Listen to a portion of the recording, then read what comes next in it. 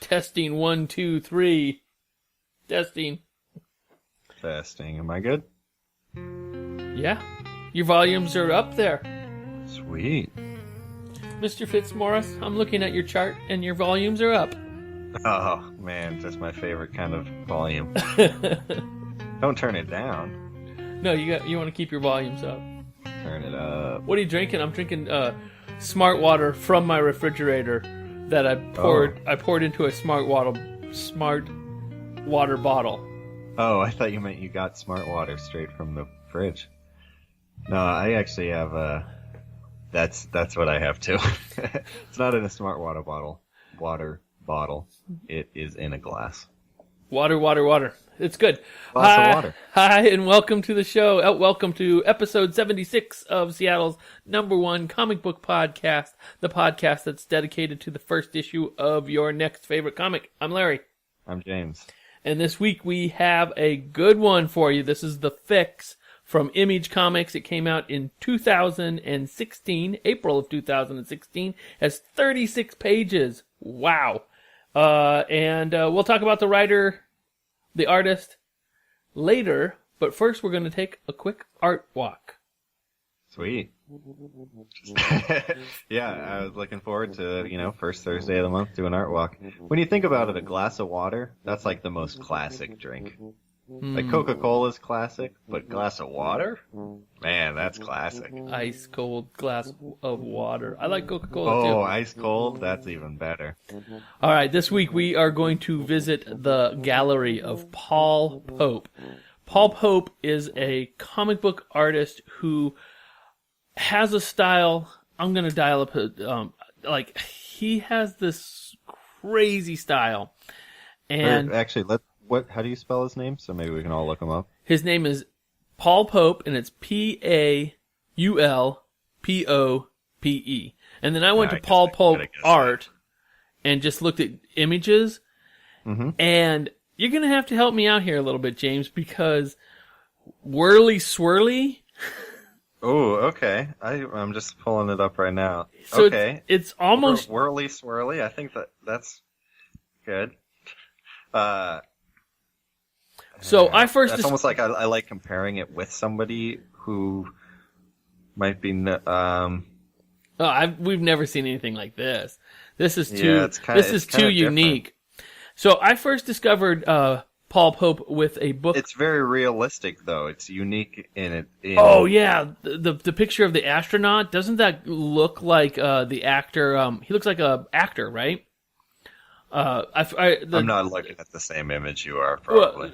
There's a picture of an actor like a James Franco. He looks just like James Franco. Very realistic looking James Franco, but with great big fat black lines and very exaggerated like skin and hair. It's just really exaggerated. Exaggerated and still realistic. Like, it's not like it's crazy. Yeah, it's not a cartoon. It's not a cartoon. It's still very realistic. Oh, he's got one. Yeah, I can't put a finger on it. It is so neat, though. So I first discovered him in a book, and I'm really sad to say that this isn't available on Comixology Unlimited. I couldn't find it anywhere on Comixology. I have so if you ever found this at a Comic-Con or at your local comic book shop, definitely pick up The Death of Haggard West. Now, The Death of Haggard West is a superhero story where he dies in the first issue, done, and his daughter picks up the mantle of the Haggard West story. Oh, okay. And it is done in this gorgeous... like True Grit kind of thing? Yeah, it's done in this gorgeous style that he has. And then my other favorite, where I saw this and had to have it, was Paul Pope doing a Batman story, and this is 100 years after Batman. So it's a futuristic story with a futuristic Batman, and he draws Batman so squatty he almost looks like a Wolverine, and his ears are totally short. He looks like a pig almost. He is awesome looking Batman with like so many lines. Yeah, it's not my favorite Batman, but it's definitely like within his style. Like it's a recognizable style, and like I'm sure it fits within. Anyway. Yeah, this story was great. This was, like I said, like a futuristic Batman where Batman is just turned into this sort of like urban legend, which he kind of is, but he has just so much more Batman going on. Yeah. Okay. And he gets. Well, I don't want to spoil that book at all, but that is a fantastic 4-issue read. We're just talking about the art here, but the art is awesome. Paul Pope, just check it out. That was a fun art walk. There we go. Good art walk. I definitely. I'll have to type his name into the Comixology and see what pops up. There's a couple books in Comixology. One. Battling Boy. Battling Boy is a really cool story of a pretty good title. Sort of like this Thor character has a son, and he gives the son Thor fan. He gives the son the power, and the power is different T-shirts with different animals on it. And when he puts the T-shirts on, he turns into those animals. It's awesome. Oh, it was a great story, and almost done in the same style, but almost done as a kid's book. So it has a different flavor to it. Excellent, Later, excellent. If you could be any animal like forever, what would it be? I would like to come back as one of my friend Jason's cats. They're treated so well. That's a good answer. I like that. How about you? Grizzly maybe bear? A barnacle. Probably a barnacle. Yeah, you don't have to do much. That would suck. A barnacle? Was that you trying to be punny? That would suck. That would suck, wouldn't it? All right, let's jump in. That's all you do, really. Let's jump into the fix. All right. So first off, I think we should talk a little bit about this art style, because it really sets the tone in a different way than you would expect for this story. It's almost like I described it. It almost looks like an Archie. It does have some Archie flavor to it. Do you remember what was that Archie we read that was like the 2015 Archie or something like that? Just like Good Time Archie or something, yeah.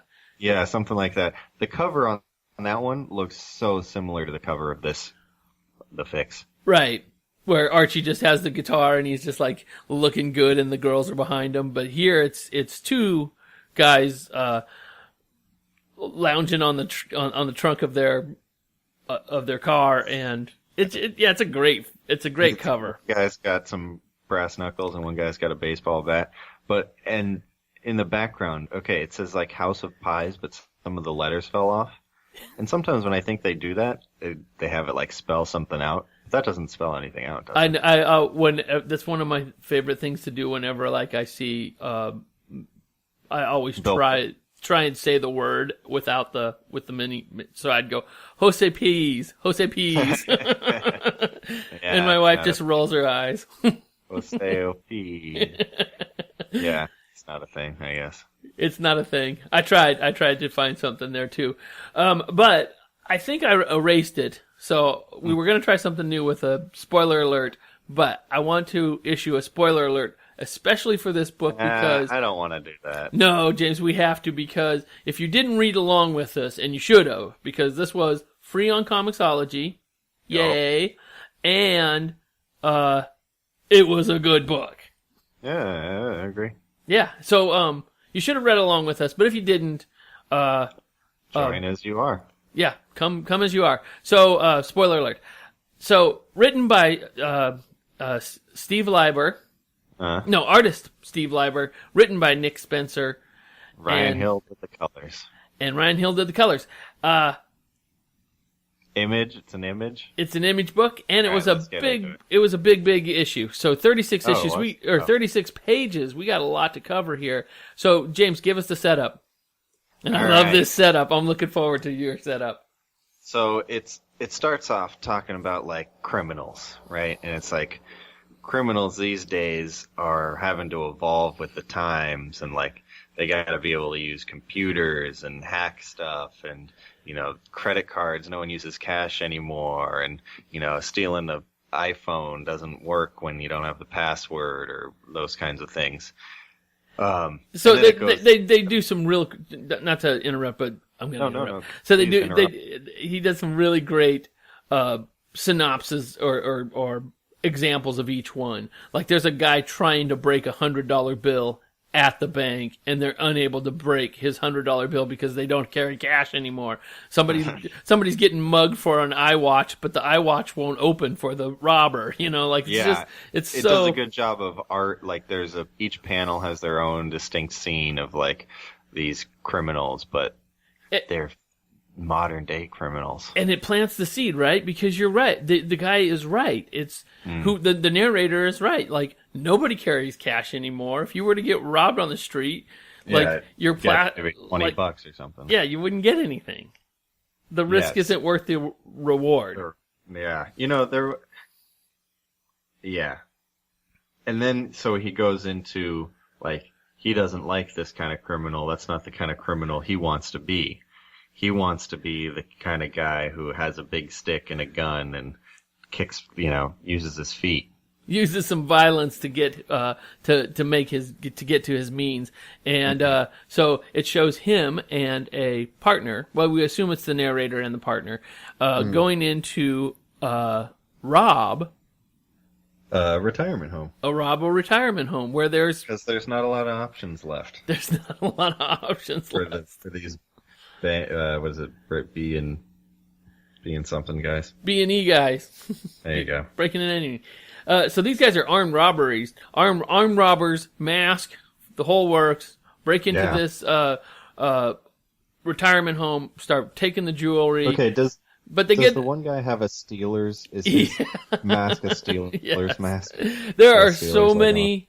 It's really little, but like if you're looking for it, there's good detail in this. There's good detail and there's great humor in this.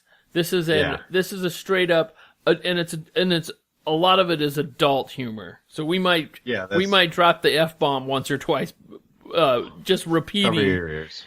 Just repeating what is being read to us. So they make their way to, but like the Archie art style keeps it so that robbing a retirement home isn't like desperate. It's like a little more comical. Yeah, like, oh, you didn't see the C3. You should have had a bingo. Yeah, and who's taking care of you, old people? Yeah, and the orderly has gone out for a smoke, and he comes back to guns blazing or guns in the face, and we find out that these two armed robbers have a mission. They have one guy in particular that they've got they got a beat on. They know he's got some money, so they come and try to get it, and they do. They get it from him. They do. But it's not a whole lot of money, and there's also a little bit of work. There's a little bit of work, and he's like, and I like that he's like, with our physical kind of thing, we're not on the computers like nerds. Sure, there's risks, but what doesn't have risks? And it's like, while the guy is shooting at him with a shotgun. But Larry was right. There isn't a lot of money, and we see the guys without their masks, and we got to see what they look like. And speaking of this art style, the fix is in. The art style, James is pointed out that it is very. There's sound effects. There's motion lines when they stop on their feet. There's like a screech, screech, screech, and there's just really silly, funny stuff. There's like little fire sparks coming off when he like screeches to a halt. Yeah.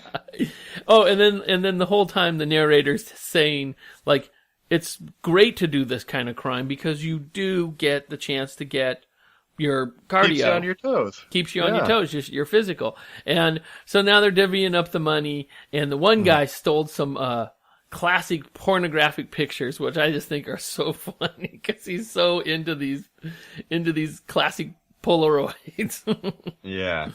Well, so we got Do we have names? Blind